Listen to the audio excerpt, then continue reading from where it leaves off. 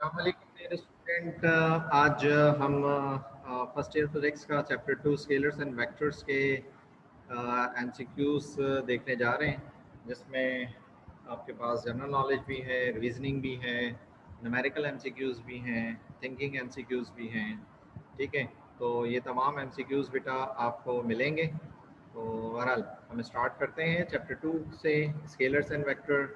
जैसा कि स्केलर्स में आपने कहा था जनाब मैग्नीट्यूड हो, यूनिट हो, डायरेक्शन ना हो। जनरल डेफिनेशन आपने पढ़ी थी। वेक्टर्स में आपने कहा था मैग्नीट्यूड हो, यूनिट हो और डायरेक्शन भी हो, तो ये वेक्टर्स होते हैं। तो मैं थोड़ा सा आपको जनाब यहाँ पर फोर्स दूंगा कि स्केलर क्वांटिटीज़ प्योरली वो भी होती हैं जो लॉ ऑफ वेक्टर एडिशन को ओबे ना करें।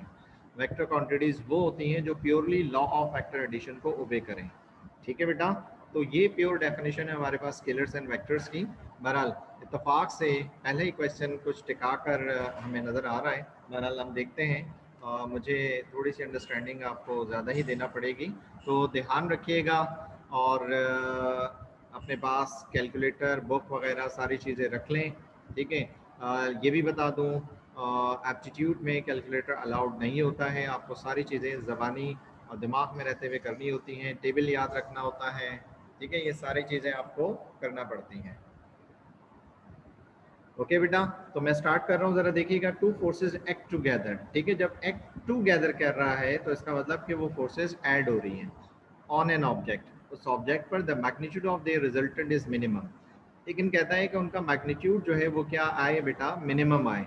When the angle between them is, जब दोनों के दरमियान एंगल क्या हो, 180 डिग्री हो। भाई 180 डिग्री तो है, कैसे हो ये तो देखें ज़रा। पहले जो हमारे पास जनरल फॉर्मूला था कि दो फोर्सेस और एक एंगल हो, दो फोर्सेस और एक एंगल हो, तो हमारे पास ये लॉ था F1 का स्क्वायर प्लस F2 का square 2F1 F2 cos theta. ठीक है, 2F1 F2 कॉस थीटा, ये हमारे पास मैग्नीट्यूड ऑफ फोर्स था। ठीक है, तो ये फॉर्मूला था। अब कह रहे हैं कि इसका रिजल्टेंट हमारे पास मिनिमम आए। भाई मैक्सिमम कब आएगा, लेकिन उसको उससे पहले आप थोड़ी सी ये बात ज़रा अंडरस्टैंड कर लें। कॉस 0 1 होता है और ये मैक्सिमम वैल्यू है। ठीक है, और इसी तरह कॉस 90 जो है वो 0 होता है, ये मिनिमम वैल्यू है। ठीक है, एक कॉस की मैक्सिमम वैल्यू 1 और मिनिमम वैल्यू क्या है बेटा, 0 है। ये दो डिफरेंट वैल्यूज आपको नज़र आ रही हैं। In the similar manner cos 180 degree होगा तो आंसर आएगा -1। ठीक है, और कॉस 360 डिग्री होगा तो आंसर आएगा अगेन 0। एक रोटेशन कंप्लीट हो जाएगी। ठीक है, अब मिनिमम कह रहा है, यहाँ भी प्लस नज़र आ रहा है आपको, यहाँ भी प्लस नज़र आ रहा है। इन सबको ऐड करोगे तो आंसर क्या आएगा, मैक्सिमम आएगा। ओवरऑल मैग्नीट्यूड क्या आएगा, मैक्सिमम। हमें चाहिए मिनिमम। इन दोनों को ऐड करो और इन दोनों को आपस में क्या कर दो, सब्ट्रैक्ट कर दो। यही एक तरीका है मिनिमम आंसर लाने का। ठीक है बेटा, तो भाई सब्ट्रैक्ट कैसे कर सकते हैं, ऐसी थोड़ी कर सकते हैं। तो एक चीज़ हमारे पास यहाँ पर मौजूद है मेरे बच्चा, जिससे हमें इसका मैग्नीट्यूड मिनिमम मिल सकता है, विच इज़ कॉस। कॉस की ऐसी कौन सी वैल्यू पुट करूं कि मेरे पास आंसर क्या आ जाए, मिनिमम आ जाए। तो वो है 180 डिग्री। क्या है बेटा, 180 डिग्री है। क्या है, 180 डिग्री। कॉस 180 पुट करोगे तो क्या आएगा, -1। तो प्लस और ब्रैकेट में माइनस, क्या हो जाएगा, माइनस। तो फॉर्मूला जो फाइनली 180 डिग्री सॉल्व करने से जो बनेगा वो क्या बनेगा, वो बनेगा F1 square plus F2 square minus ये plus 2F1 F2 cos 180 degree. सही है बेटा, ये हमारे पास हो गया। तो फाइनली जो फॉर्मूला बना वो क्या बना, this is F1 square F2 square 2F1 F2। अच्छा, यहाँ यहाँ जो आपके पास आएगा ब्रैकेट में वो क्या आएगा, -1। तो माइनस इंटू प्लस, ये क्या हो जाएगा, माइनस हो जाएगा। तो ये फॉर्मूला फाइनली बनेगा F1 square F2 square minus 2F1 F2। आपके पास ये बचेगा F1 F2। तो आप देखें ये दोनों ऐड हो रहे हैं और माइनस हो रहे हैं 2F1 F2 में से, तो ये आपको मिनिमम आंसर दे रहा होगा। और दूसरा अगर कॉस 0 पुट करेंगे तो 1 आएगा, 1 आएगा तो प्लस रहेगा, प्लस रहेगा तो मैक्सिमम आंसर आएगा। अब इसका उलट एमसीक्यूज भी बना सकते हैं, रिवर्ट एमसीक्यूज भी बना सकते हैं। अगर दो फोर्सेस एक ही ऑब्जेक्ट पर एक्ट कर रही हो तो उनका रिजल्टेंट का मैग्नीट्यूड मैक्सिमम आए, तो बेटा मैक्सिमम कहाँ पर आएगा मेरे बच्चा, मैक्सिमम कहाँ पर आएगा, फिर जीरो पर आएगा। इसका रिवर्ट एमसीक्यूज, यानी एमसीक्यूज से एक एमसीक्यूज बना लिया हमने। सही है, तो उम्मीद करता हूँ पहला एमसीक्यूज आपको क्लियर हुआ होगा। हम दूसरे एमसीक्यूज पे जाते हैं। दूसरा एमसीक्यूज जो है थ्योरी बेस्ड एमसीक्यूज है। तो देखिएगा, a vector which can be displaced parallel to itself and applied at any point is known as. ऐसा वेक्टर जो पैरेलल इटसेल्फ अप्लाई हो रहा हो वो कहलाता है फ्री वेक्टर। क्या कहलाता है? Free vector. नल वेक्टर जिसका मैग्नीट्यूड जो है वो क्या होता है? जीरो। पोजीशन वेक्टर को हम आर से डिनोट करते हैं, ओरिजिन से स्टार्ट होता है, जो एक्स आई प्लस वाई जे और प्लस जेड के होता है। नेगेटिव वेक्टर जो सेम इन मैग्नीट्यूड होता है बट अपोजिट इन डायरेक्शन होता है। सेम इन मैग्नीट्यूड होता है बट अपोजिट इन डायरेक्शन होता है। ये क्या कहलाता है आपके पास? नेगेटिव वेक्टर कहलाता है। क्या कहलाता है? Negative vector. थर्ड क्वेश्चन की जानिब जाते हैं। बेटा थर्ड क्वेश्चन हमारे पास है, a vector which can represents the position of a point with respect to some fixed point in coordinate system is called. अभी अभी प्रीवियसली मैं आपको बता चुका हूँ, ऐसा वेक्टर जो किसी भी दूसरे वेक्टर की पोजीशन बता रहा हो कोऑर्डिनेट एक्सिस के लिहाज से या कोऑर्डिनेट सिस्टम के लिहाज से, उसे कहते हैं पोजीशन वेक्टर।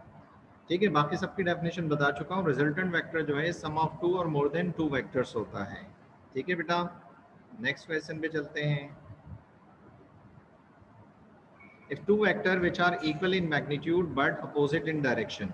ठीक है, दो वेक्टर हैं, एक वेक्टर जिसका मैग्नीट्यूड सेम है, बी वेक्टर उसका मैग्नीट्यूड भी सेम है लेकिन डायरेक्शन अपोजिट है, तो हम इसे कहते हैं नेगेटिव वेक्टर। क्या कहते हैं बेटा? नेगेटिव वेक्टर कहते हैं। ठीक है, ओके क्वेश्चन 5 पे चलते हैं बेटा। The product of magnitude of two vectors and cosine of the angle between them is called. देखिएगा, हमें पता है वर्क डन बराबर होता है एफ डॉट डी या एफ डॉट एक्स के। जब डॉट प्रोडक्ट हटाते हैं तो क्या आता है? F D cos theta. जब डॉट प्रोडक्ट हटाते हैं तो क्या आता है बेटा? F D cos theta. बोलो क्लियर है? ओके बेटा, तो अब उसने क्वेश्चन क्या पूछा है, ये भी वेक्टर और कोसाइन, जब इन दो वेक्टर्स को कोसाइन के साथ मल्टीप्लाई करवाएं तो हमारे पास प्रोडक्ट जो है वो क्या कहलाता है? स्केलर प्रोडक्ट या डॉट प्रोडक्ट। ठीक है, ये रहा डॉट आपके पास, स्केलर प्रोडक्ट या डॉट प्रोडक्ट कहलाता है। नेक्स्ट क्वेश्चन को देखते हैं बेटा। नेक्स्ट क्वेश्चन में क्या है? The product of magnitude of two vector and the sine of the angle between them. तो बात बेटा याद रखिएगा, अगर ए क्रॉस बी हो तो हम इसे लिखते हैं mod of A mod of B sine theta into n cap. N cap कहलाता है डायरेक्शन वेक्टर या यूनिट नॉर्मल वेक्टर। ठीक है, अब देखें बात पूरी हो रही है, दो वेक्टर हैं, ये रहे दो वेक्टर, और साइन थीटा हो तो क्या कहलाता है? क्रॉस प्रोडक्ट या वेक्टर प्रोडक्ट कहलाता है। क्रॉस प्रोडक्ट या वेक्टर प्रोडक्ट अपने पास लिख लीजिएगा दोनों बातें, क्रॉस प्रोडक्ट या वेक्टर प्रोडक्ट कहलाता है। सही है, स्केलर प्रोडक्ट हो नहीं सकता। प्रोजेक्शन ऑफ वेक्टर क्या होता है ये हम आगे आपको बताएंगे। ठीक है, चलें जी आगे देखते हैं। The angle between the horizontal and the vertical component of a vector. देखिएगा, ये आप एक्सिस बनाते हैं ना ग्राफ ड्रॉ करने के लिए, तो ये क्या होता है? X axis. ये क्या होता है? Y axis. अगर ये एक वेक्टर था हमारे पास, क्या था? एक्स था। ठीक है बेटा, ये एक वेक्टर था और वो क्या था? एक्स था। ये एक वेक्टर लिया हमने। ठीक, तो इस वेक्टर के आपने दो कंपोनेंट रिजॉल्व किए। ठीक है, ये कंपोनेंट कौन सा? Y component. ठीक है, इसी तरह ये कंपोनेंट कौन सा?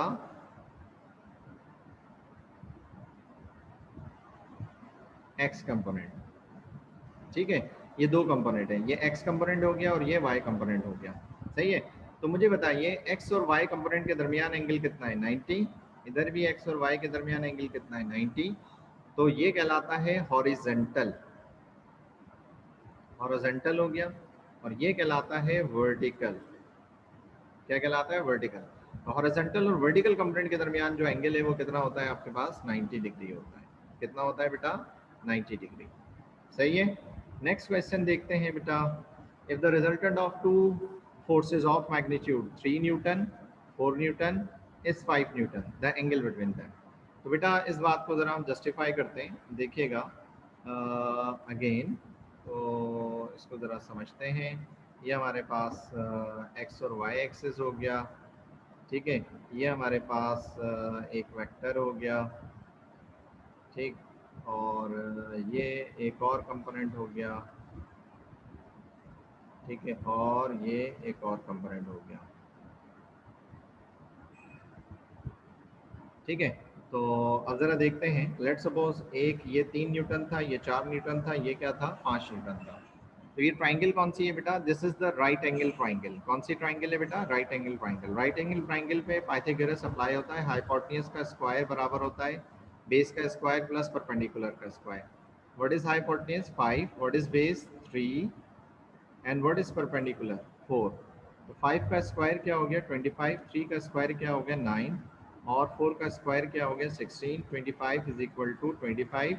इसका मतलब कि हमारे पास ये दोनों वेक्टर दोनों जनाब ये पूरी ट्राइंगल जो है वो क्या है? सेम आ रही है, ठीक है। यानी हमारे पास पाइथागोरस थ्योरम जो है वो क्या हो रहा है? एप्लीकेबल हो रहा है। अब जरा देखें, ये y कंपोनेंट है और ये क्या है? x। x और y में कितना एंगल बना हुआ है? 90। तो इस बात को हम जस्टिफाई भी कर लेते हैं मजीद इस तरीके से। ये था 5 अंडर रूट, ये फॉर्मूला था ना बेटा, 3 का स्क्वायर, 4 का स्क्वायर, 2 3 4 cos 90, ठीक है। और cos 90 क्या होता है? 0 होता है। cos 90 क्या होता है? 0। तो क्या बचा आपके पास? वही वैल्यू बच गई आपके पास। क्या बच गई बेटा? 5 is equal to under root 9 plus 16, और ये कितना हो गया? 25 विच इज 5। तो 5 इज इक्वल टू 5। इसका मतलब कि एंगल कितना था एक्स और वाई के दरमियान? 90 डिग्री था। कितना था बेटा? 90। तभी ये आपके पास आ रहा होगा। तो 3 4 5 याद रखिएगा, ऐसे बहुत सारे कॉम्बिनेशन है जिसमें आप रखेंगे उसका आंसर जो है नेक्स्ट आ रहा होगा, ठीक है। तो आप कैसे एंगल निकालेंगे? एक्चुअली इस फॉर्मूले को यूज़ करेंगे आप, ठीक है, इस फॉर्मूले को। ओके बेटा, क्वेश्चन 9 देखते हैं। The dot product of two vector is zero. दो वेक्टर का डॉट प्रोडक्ट जीरो है। याद रखिएगा ए डॉट बी बराबर होता है मॉड ऑफ बी कॉस 90, ठीक है बेटा। कॉस 90 क्या होता है? जीरो। तो आपके पास क्या बचा? Mod of B multiply by zero. जिस नंबर से भी जीरो मल्टीप्लाई होता है वो सारी वैल्यू क्या हो जाती है? जीरो।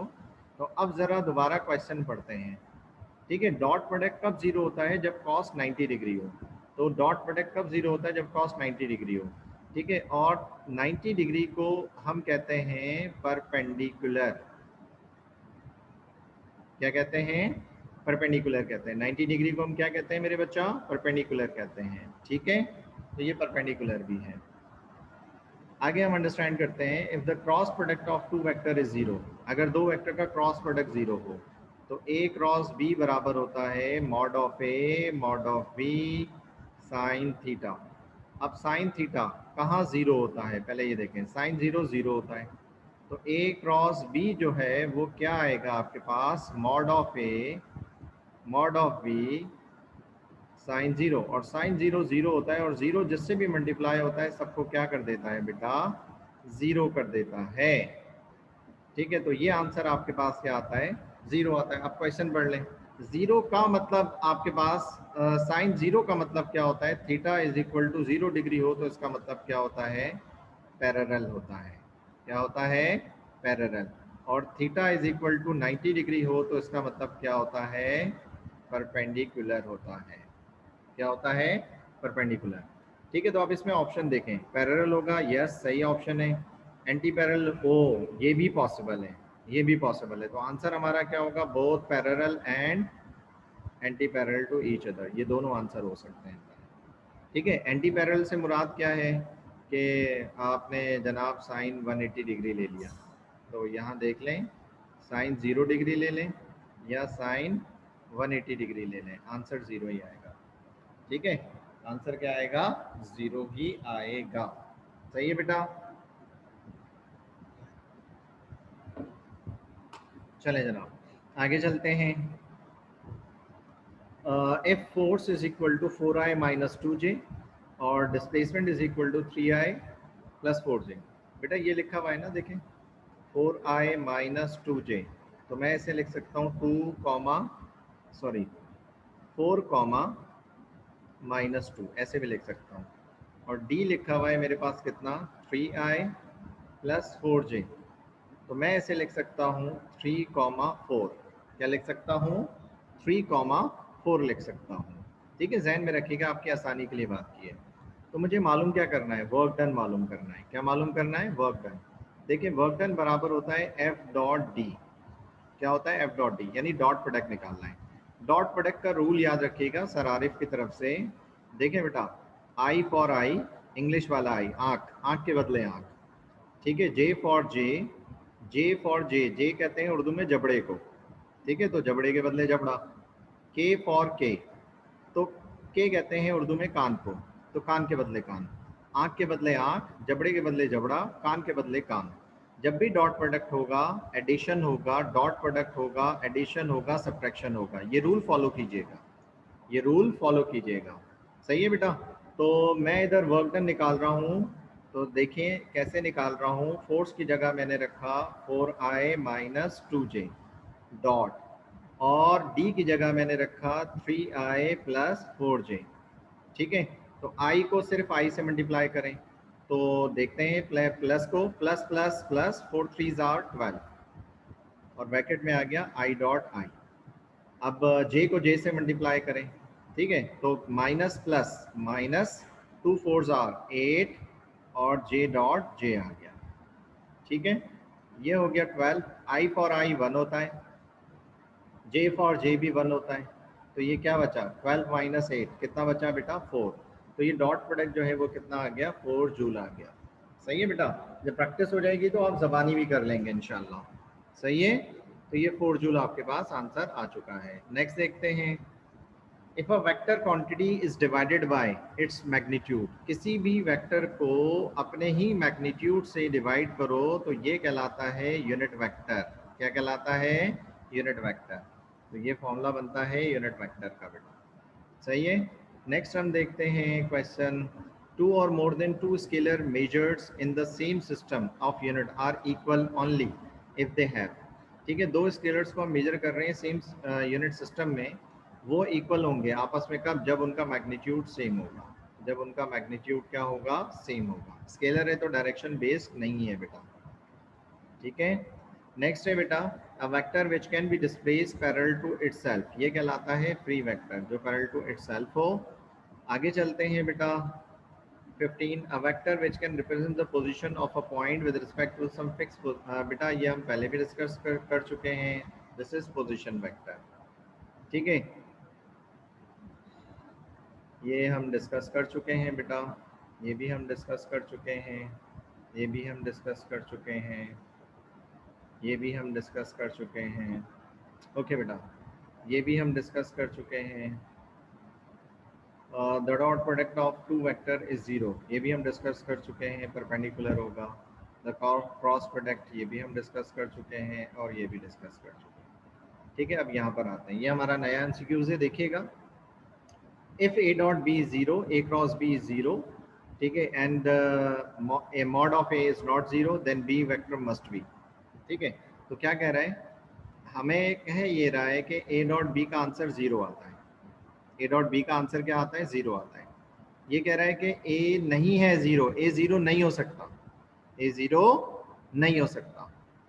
ठीक है बेटा, तो क्या ज़ीरो होगा? ठीक, लेकिन लेकिन लेकिन एक बात और है, यहाँ पर रेस्ट्रिक्टली कही गई है, ये बड़ा सेंसिबल एमसीक्यूज है। तो आप पीछे देखकर आए थे कि ए डॉट बी ज़ीरो कब था? जब थीटा कितना था? 90 डिग्री। लेकिन इसके साथ साथ ये भी रिस्ट्रिक्ट कर रहा है कि ए क्रॉस बी भी ज़ीरो है, ए क्रॉस बी भी क्या है? ज़ीरो। लेकिन ए क्रॉस क्रॉस प्रोडक्ट में थीटा 90 आए, यानी A cross B is equal to mod A mod B sine 90, तो ये आंसर 1 देता है। क्या देता है? आंसर 1, यानी आपके पास साइन 91 होता है, तो ये टोटल आंसर क्या देता है? ए बी, यानी इसका आंसर 0 के बराबर तो नहीं आ रहा जब एंगल क्या हो? 90। तो एंगल डिपेंडेंट क्वेश्चन नहीं है ये, एंगल डिपेंडेंट क्वेश्चन नहीं है ये। तो कॉमन सेंस क्वेश्चन था कि अगर vector A vector B, A dot B zero है, वेक्टर ए क्रॉस बी भी ज़ीरो है, तो इसका मतलब ए ज़ीरो नहीं है, तो इसका मतलब क्या है? कि बी ज़ीरो होगा। जब बी ज़ीरो होगा तभी तो ज़ीरो आ रहा है आंसर ओवरऑल। ठीक है बेटा, तभी तो आंसर क्या आ रहा है? ज़ीरो आ रहा है। प्लीज़ ख्याल रखिएगा इस क्वेश्चन में। सही है, एक दो क्वेश्चन और लूँगा, फिर पार्ट 2 में हम स्टार्ट करेंगे। जी, ये लास्ट क्वेश्चन है हमारा, देखिएगा। If A dot B is zero, अगर ए डॉट बी जो है वो क्या है, जीरो है, when A is not zero और बी इज नॉट जीरो। अब यहाँ जरा अंडरस्टैंड कीजिएगा, ए भी जीरो के बराबर नहीं है, बी भी जीरो के बराबर, लेकिन ए डॉट बी फिर भी क्या आ रहा है, जीरो। इसका मतलब ये अब एंगल डिपेंडेंट है। क्या है, एंगल डिपेंडेंट है।